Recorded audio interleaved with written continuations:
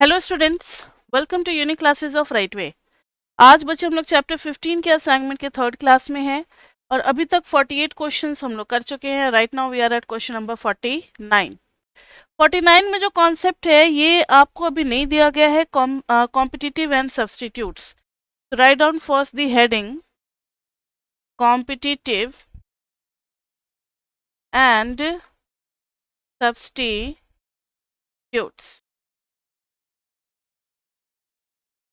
एक बड़ा कॉमन सा एग्जाम्पल देते हैं जो कि आप लोग भी शायद एक्सपीरियंस किए होंगे। मान लो एक अमूल डेयरी का मिल्क पैकेट है और एक मदर डेयरी का है। और भी बहुत सारे हैं लेकिन अभी हम लोग सिर्फ दो ही एग्जाम्पल ले रहे हैं। इसका अपना डिमांड होगा और इसका अपना प्राइस होगा। इसका अपना डिमांड होगा, इसका अपना प्राइस होगा मदर डेयरी का। अगर अमूल डेयरी वाले 1 रुपये या 2 रुपये पर पैकेट अपना बढ़ा देते हैं, ठीक है, तो लोग तुरंत कहते हैं ना, अरे अमूल का दाम बढ़ गया है, मदर डेयरी का ही दे दो, मैं इतने ही पैसे लेकर के आया हूँ। या लोग सोचते हैं कि जब तक मदर डेयरी का नहीं बढ़ा है तब तक मदर डेयरी का फ़ायदा उठाओ, 2 रुपये सस्ता मिल रहा है, दूध तो क्वालिटी एक ही है। ठीक है, तो ध्यान से सुनना मेरी बात। प्राइस किसका चेंज हुआ? अमूल का। डिमांड किसका बढ़ गया? मदर डेयरी का। मदर डेयरी के डिमांड के लिए हम लोग यूज़ कर रहे हैं x2। ऐसे आप किसी भी गुड्स में ले सकते हो कोई भी पेयर। इसका मतलब है कि del x2 by del p1 is positive. ध्यान से सुनो, जैसे ही अमूल का प्राइस बढ़ता है लोग मदर डेयरी पे शिफ्ट कर जाते हैं तो मदर डेयरी का डिमांड बढ़ जाता है। इसको कहते हैं cross first order partial derivative. Cross किस लिए? क्योंकि सेकंड का with respect to first price निकला है, दिस इज पॉजिटिव। उसी तरीके से अगर मदर डेयरी का प्राइस बढ़ेगा तो लोग फिर किस पे शिफ्ट कर जाएंगे? अरे चलो अमूल पे चले जाते हैं, क्योंकि दोनों एक दूसरे के लिए क्या है? सब्स्टिट्यूट गुड्स है। सब्स्टिट्यूट गुड्स में होता है कि del x1 by del p2 क्या आ जाएगा? पॉजिटिव। यानी क्रॉस वाले, क्रॉस इसलिए क्योंकि अलग अलग, और सेम वाले, इन सबको कहते हैं cross first order partial derivative. Cross first order partial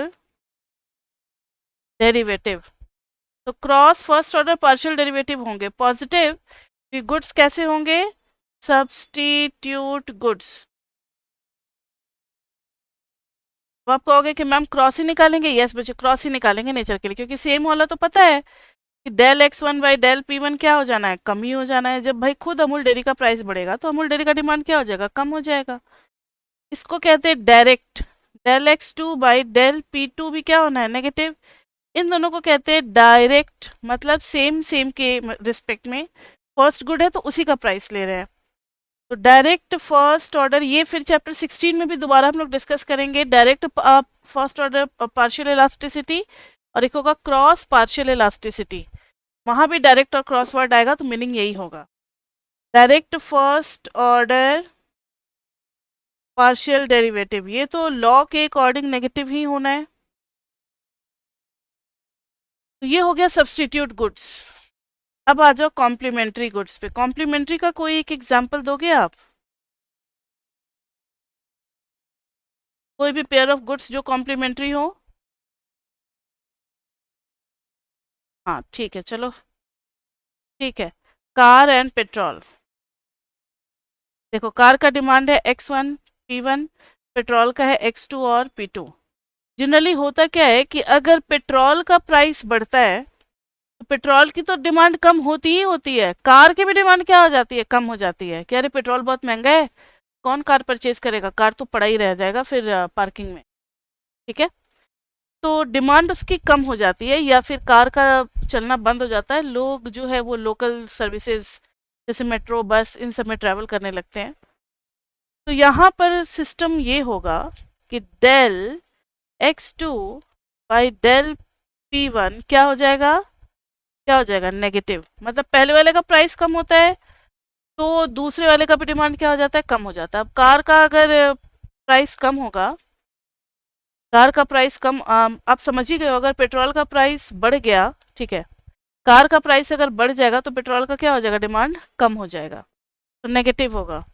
फिर del x1 by del p2 भी क्या होगा? नेगेटिव होगा। अगर पेट्रोल का प्राइस बढ़ गया तो कार की डिमांड क्या हो जाएगी, कम हो जाएगी। समझ में आ गई बात? कार का प्राइस बढ़ गया तो पेट्रोल का डिमांड भी कम हो जाएगा, क्योंकि कार की डिमांड कम हो जाएगी तो पेट्रोल का डिमांड तो कार की डिमांड से ही रिलेटेड है। दोनों का डिमांड का सेम नेचर है, एक का डिमांड बढ़ेगा तो दूसरे का भी डिमांड बढ़ेगा। इस टाइप के गुड्स को हम लोग क्या कहते हैं, कॉम्प्लीमेंट्री गुड्स। तो इसमें क्रॉस वाले क्या होते हैं, cross first order partial derivative negative आएंगे दोनों। ठीक है, तो चलो अब क्वेश्चन करने लायक इन्फॉर्मेशन हो गया है, तो क्वेश्चन स्टार्ट करते हैं 49 का A part. Find the nature of goods if they are competitive or substitutes. x1 is equal to 100 by p1 square into p2, x2 is equal to 50 upon p1 into p2 का square. तो देखना बच्चे, यहाँ पर cross निकालना है, यानी del x1 by del p2 निकालेंगे। p1 का निकाल करके कोई फायदा नहीं है, वो तो नेगेटिव आएगा ही आएगा। हमें नेचर चेक करना है तो हम ऑपोजिट वाला निकालेंगे। तो del x1 by del p2 निकाल रहे हैं, p2 निकाल रहे हैं तो डेल बाई डेल p2 किसका करेंगे, 100 by p1 square into p2। तो p2 क्या हो जाएगा, p2 तो रह जाएगा अंदर और 100 बाई p1 स्क्वायर आ जाएगा बाहर। डेल बाई डेल p2 चला जाएगा ऊपर विथ पावर -1। तो ये आ जाएगा 100 by p1 square -1 p2 to the power -1 और फिर -1 -2, जो कि हो जाएगा -100 बाई p1 स्क्वायर p2 का स्क्वायर। अब बताओ ये नेगेटिव है या पॉजिटिव है, क्योंकि ये स्क्वायर है तो पॉजिटिव, ये भी स्क्वायर है तो पॉजिटिव, 100 भी पॉजिटिव, लेकिन जो माइनस है वो इसको क्या बना दे रहा है, नेगेटिव। दूसरा भी चेक कर लो, del x2 by del p1 निकालेंगे, x2 को विथ रिस्पेक्ट टू p1, तो डेल बाई p1 x2 को तो 50 बाई p1 इंटू p2 का स्क्वायर। तो 50 बाई p2 का स्क्वायर बाहर आ गया और 1 बाई p1 का डेरिवेटिव क्या हो जाएगा, -1 बाई p1 का होल स्क्वायर। तो this is -50 on p2 square into p1 square, again it is negative. तो लिखेंगे since del x1 by del p2 is negative and del x2 by del p1 is negative, so goods are, कौन से goods होंगे, अब तो मैंने लिख दिया कॉम्प्लीमेंट्री। अगर फर्स्ट ऑर्डर पार्शियल क्रॉस वाले दोनों नेगेटिव हो गए तो फिर कॉम्प्लीमेंट्री गुड्स हो जाएंगे। अब दूसरा वाला बी आप लोग फटाफट ट्राई करो, तो 2 मिनट का टाइम दे रहे हैं। p1 to the power -0.2 e to the power 0.4 into p2 और x2 है p2 to the power -0.5 e to the power 0.6 into p1। जल्दी से करो तो इसको देखो, यहाँ पर हम लोग निकालेंगे del x1 by del p2। तो p2 के रिस्पेक्ट में निकालेंगे तो ये p1 वाला टर्म क्या हो गया बाहर, तो p1 टू द पावर -0.2। अब e to the power del by del p2 किसका करेंगे, e to the power 0.4 into p2 का। तो ये आ जाएगा p1 to the power -0.2, e का करेंगे तो e to the power 0.4 into p2 और फिर p2 का कोफिशिएंट क्या आ गया, 0.4। ठीक है, तो ये आ जाएगा 0.4 by p1 to the power 0.2 e to the power 0.4 p। ये तो बच्चे पॉजिटिव दिख रहा है, ये क्या दिख रहा है, पॉजिटिव। उसी तरीके से del x2 by del p1 के रिस्पेक्ट में करेंगे तो del by del p1 p2 to the power -0.5 e to the power 0.6 into p1 के रिस्पेक्ट में करेंगे तो p2 टू द पावर -0.5 बाहर आ जाएगा और e का इसका डेरिवेटिव कितना हो जाएगा, पहले तो एक बार कॉपी होगा सेम टू सेम और फिर 0.6 इंटू p1 का कोफिशिएंट आ जाएगा 0.6। अब बच्चे पावर नेगेटिव हो, इससे क्या वैल्यू भी नेगेटिव हो जाएगी,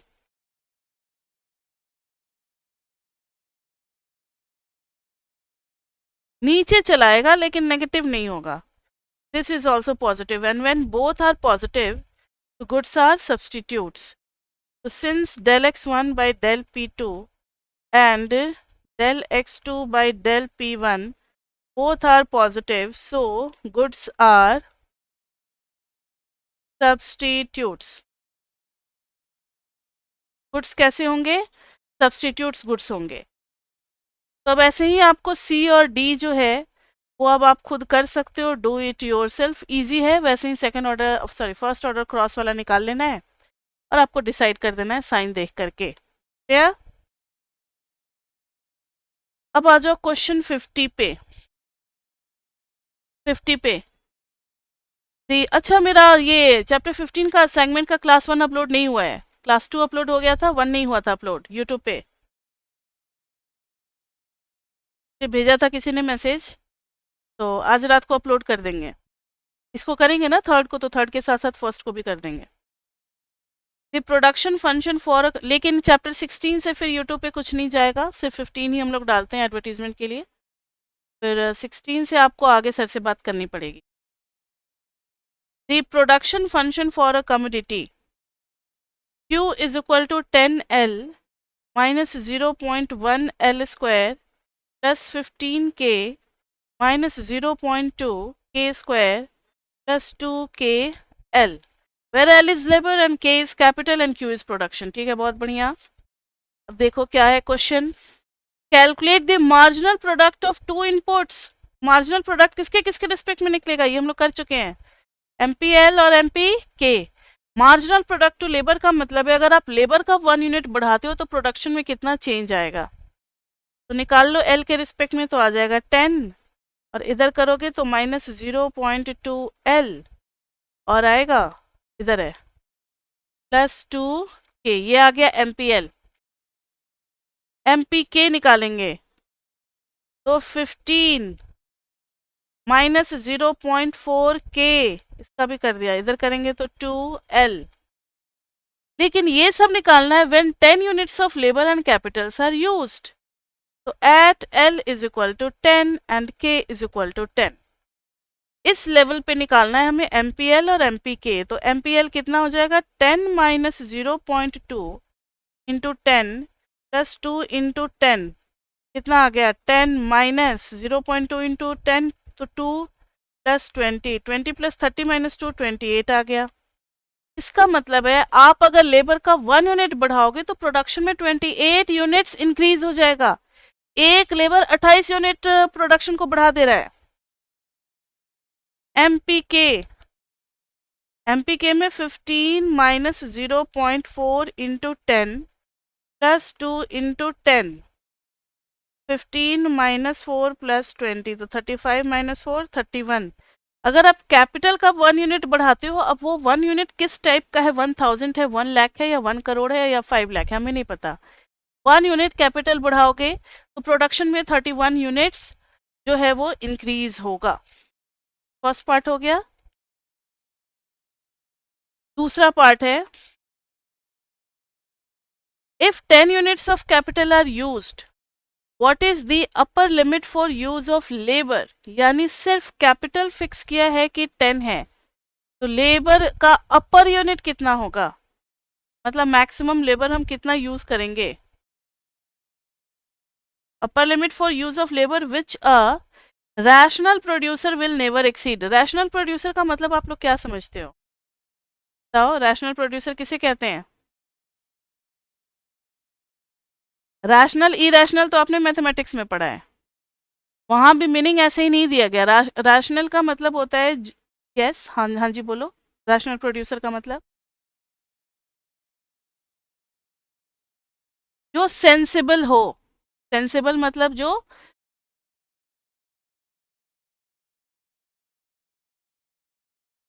पॉजिटिव, ठीक है.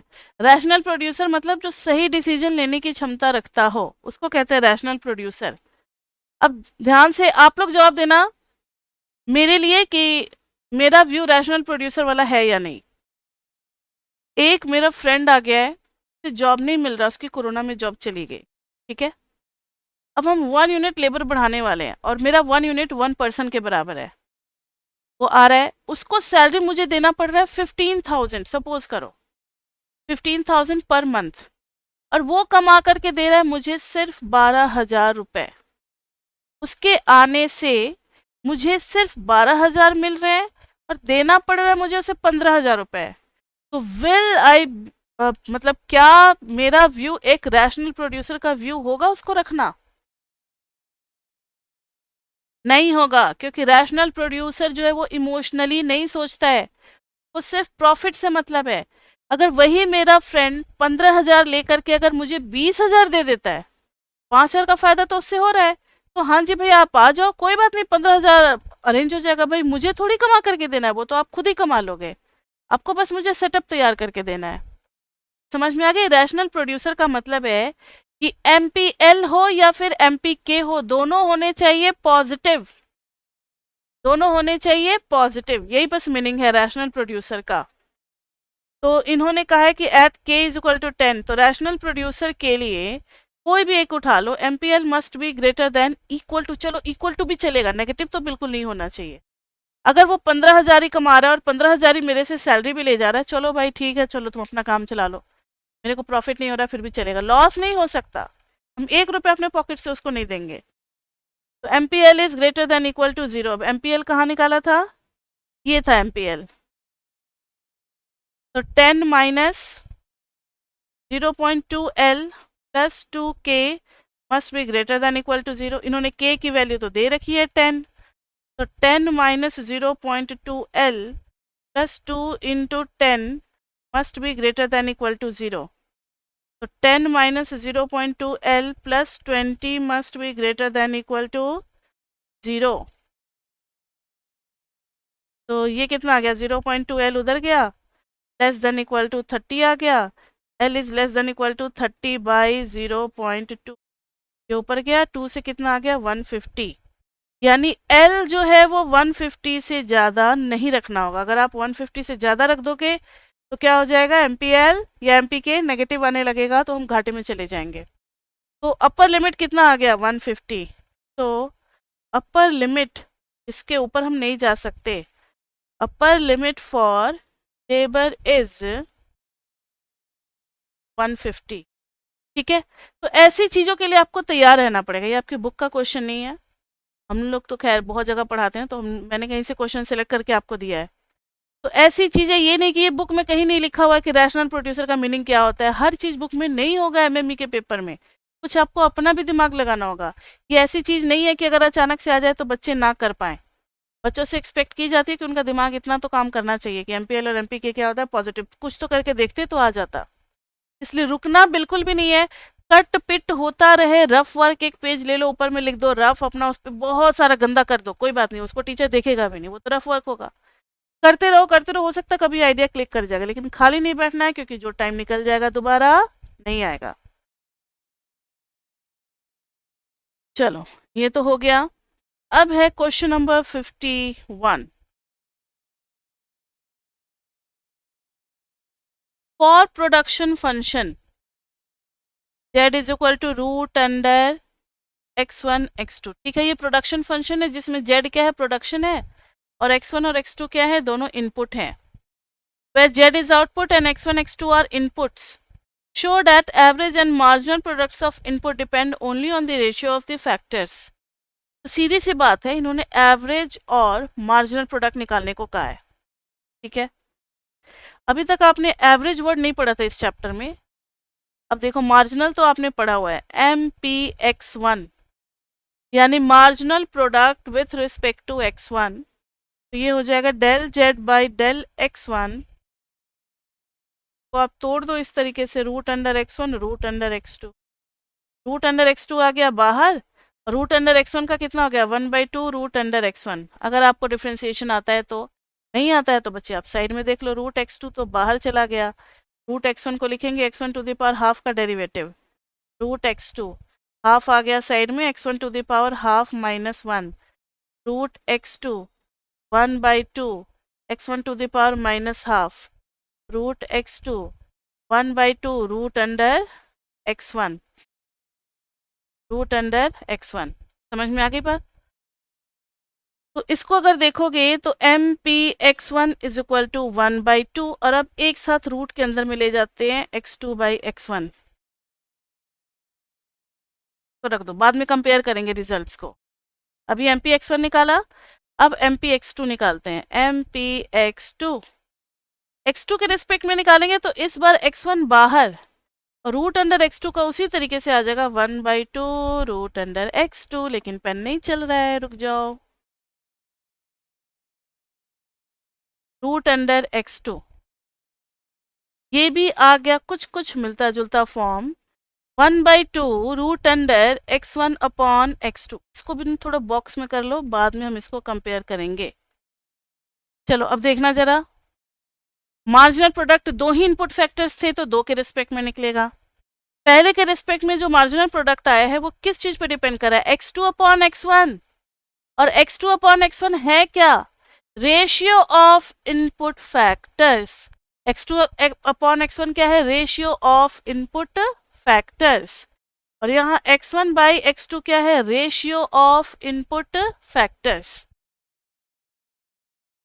ये भी है रेशियो ऑफ इनपुट फैक्टर्स, ये भी क्या है अंदर में, भले ही x1 बाई x2 है या फिर x2 बाई x1 है, इसलिए क्वेश्चन में भी ध्यान दोगे तो ratio of x1 by x2 नहीं बोला है, रेशियो ऑफ इनपुट फैक्टर्स। तो x1 बाई x2 को भी इनपुट फैक्टर्स का ही रेशियो बोलेंगे, x2 अपॉन x1 को भी इनपुट फैक्टर्स का ही रेशियो बोलेंगे, तो ratio of input factors. Marginal तो हो गया, अब आ रहे हैं हम लोग एपी पे, average product to x1, short form लिखते हैं एवरेज प्रोडक्ट टू x1। जैसे मार्जिनल प्रोडक्ट के लिए एमपी लिखते हैं, वैसे एवरेज प्रोडक्ट के लिए एपी लिखते हैं। एवरेज प्रोडक्ट का मतलब होता है टोटल प्रोडक्शन अपॉन x1। अगर आप एमएमई 1 पढ़े हो, चैप्टर 4 पढ़े हो मेरे से, तो आपको एवरेज का पता होगा। एवरेज कॉस्ट के लिए क्या करते हैं, total cost by number of unit. Average revenue के लिए क्या करते हैं, total revenue by number of unit. यानी एवरेज वर्ड जिसके रिस्पेक्ट में होता है उससे हम लोग क्या कर देते हैं, डिवाइड कर देते हैं। तो यहाँ है average product with respect to x1, तो z को किससे डिवाइड कर देंगे, x1 से डिवाइड कर देंगे। z क्या है, root under x1 x2 by नहीं बाई x1, तो ये कैंसिल होगा बच्चे, तो ये आ जाएगा x2 बाई x1। उसी तरीके से average product with respect to x2, तो z बाई क्या आ जाएगा, x2, तो root under x1 x2 by क्या आ जाएगा, x2। तो कैंसिल होगा, ऊपर में है रूट x2 और नीचे में अगर नहीं समझ में आता कैंसिल तो यहाँ देखो ये है x2, इससे कैंसिल होगा तो ये आ जाएगा root under x1 by root under x2, जो कि हो जाएगा root under x1 by x2। अब जरा देखना, एवरेज प्रोडक्ट भी तो रेशियो पे ही डिपेंड कर रहा है, तो clearly all average and marginal product, all average and marginal product depends upon ratio of input factors, ratio of input factors। तो यहां तक तो हो गया बच्चे। अब आ रहे हैं डेफिनेटनेस पे, तो आप ध्यान दो कि क्वेश्चन नंबर 52 हम लोग कर चुके हैं क्लास में। क्वेश्चन नंबर 53 वही ए बी बी सी वाला है, ये भी कर चुके हैं हम लोग। और क्वेश्चन नंबर 54 भी कर चुके हैं, लेकिन एक 53 का फिर से करवाएंगे और एक 54 का भी फिर से करवाएंगे। कोई भी एक बोलो 53 का, जैसे 53 का ई पार्ट कर रहे हैं, 1/2 x square minus x y plus 1/4 y square. इसको किसके साथ कंपेयर करते हैं बच्चे, याद है by quadratic form, a x square small a लिखते हैं ना, a x square plus 2bxy plus cy square, यही होता है ना। तो comparing a is equal to क्या मिल गया 1/2, 2b इज इक्वल टू -1 तो b is equal to -1/2, c is equal to 1/4। A तो पॉजिटिव है, सी भी पॉजिटिव है, लेकिन डिटर्मिनेंट चेक करेंगे ए बी बी सी का। अगर ये भी पॉजिटिव या जीरो आ गया तो बात बन गई हमारी, ये पॉजिटिव हो जाएगा। लेकिन डेफिनेट या सेमी डेफिनेट देखते हैं।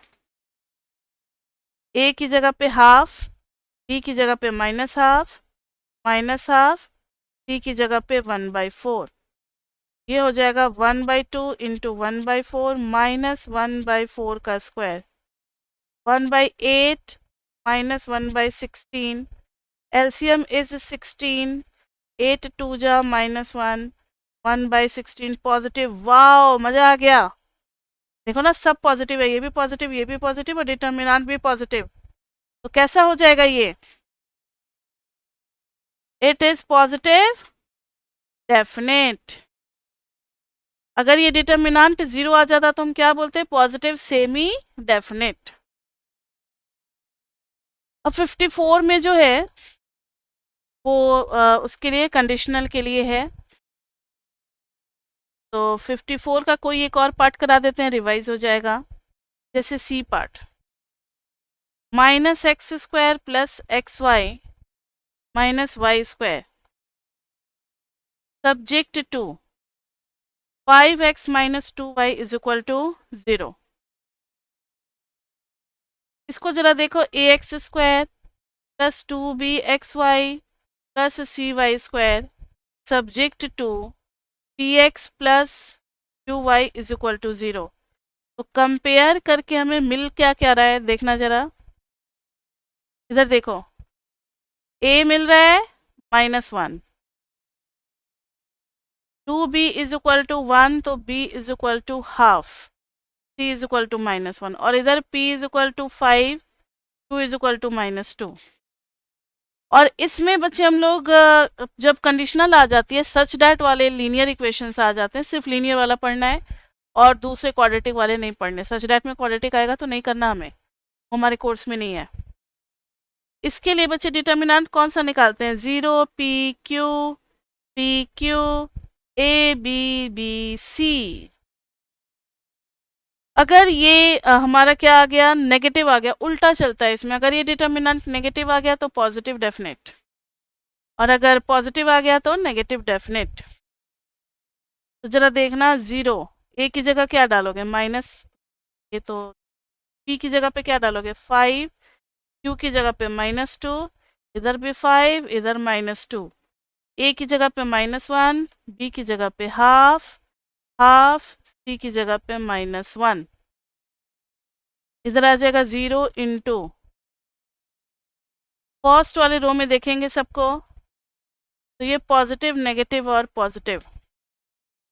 तो 0 into -1 half, half -1, -5 into 5 half, -2 -1, -2 into 5 -1 -2 half. ये तो खैर 0 हो गया। -5 इंटू -5 और प्लस में आ जाएगा 1, -2 इंटू 5/2 और माइनस में आ जाएगा 2।